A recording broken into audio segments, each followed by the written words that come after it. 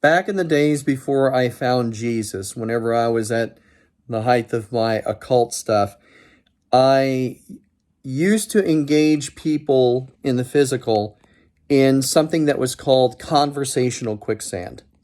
Now, conversational quicksand, I'm going to explain what that is and then give you an example of it and how to avoid it. But it's created in the world of the spirit from at the very first, created by demons and by Satan himself. They create these hot spots in the world of the spirit that has its access point in the world of the physical. And what it's meant to do is it's meant to engage people in conversation that is fruitless and develops animosity as well as wastes time. These are things that are purposely set up. So an example of that, I put up a post on Facebook and talking about the mark of the beast, okay? The mark of the beast is related to something else. And where that conversation went into the conversational quicksand. And it went into, well, what is the mark of the beast? Well, it has to do with barcodes, or it has to do with social security numbers. That type of discussion is an example of conversational quicksand.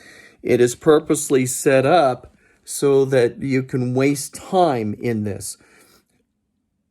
Finding out about the mark of the beast is fruitless and pointless. It doesn't do anyone any good, because if you're a Christian talking about that stuff, well, you're not going to be here. And see, even that gets into a bit of conversational quicksand with regard to the rapture, whether it exists or not. It's a relevant conversation, because however we believe about that stuff isn't going to detract from the fact of whether it is real or whether it is not. So these are things that are set up by the devil and by demons in the world of the spirit, meant to distract people from doing what is really needed in this world. Things that really do matter, like talking about the gospel. So in talking about the gospel, you may have a person such as myself back in the day come along and try to engage Christians with non-believers and engage them in conversational quicksand. So what happened is that the Christian gets distracted with time, and they might get angry or show animosity or create animosity within the group, and it will waste time and discussion. It is a purposeful trap that is found in many different subject areas, such as spirituality. It's found in finance. It's found in politics. It's found in everything. Conversational quicksand. It's meant to distract you. It's meant to set up animosity. It's meant to waste time. And human beings, even in the occult, they cannot create these hotspots. They're already created by Satan and demons in the spiritual world.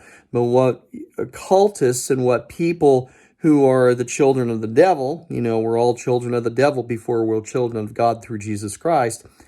What those people would do is either inadvertently or purposely move people into this conversation. Now, for me, I knew what I was doing back in the day, so I would purposely move people in that conversation. And whenever I did that, I'd usually just walk away and let the things happen themselves.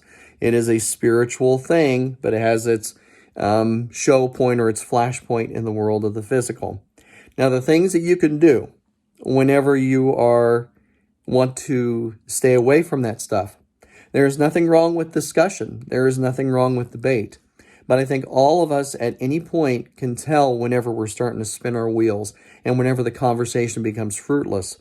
We can tell whenever we are thinking reasonably. Now, if we start letting our emotions get involved, then we are going to get very upset, and that is going to sink us further into conversational quicksand. Now, I hope this helps. It's kind of a weird thing, thinking of these things as little booby traps, but they are definitely booby traps set up by the other guy, Satan and demons, to distract us, to create animosity, and to waste time, especially whenever it comes to delivering the gospel and talking about the kingdom of God. And they are definitely there.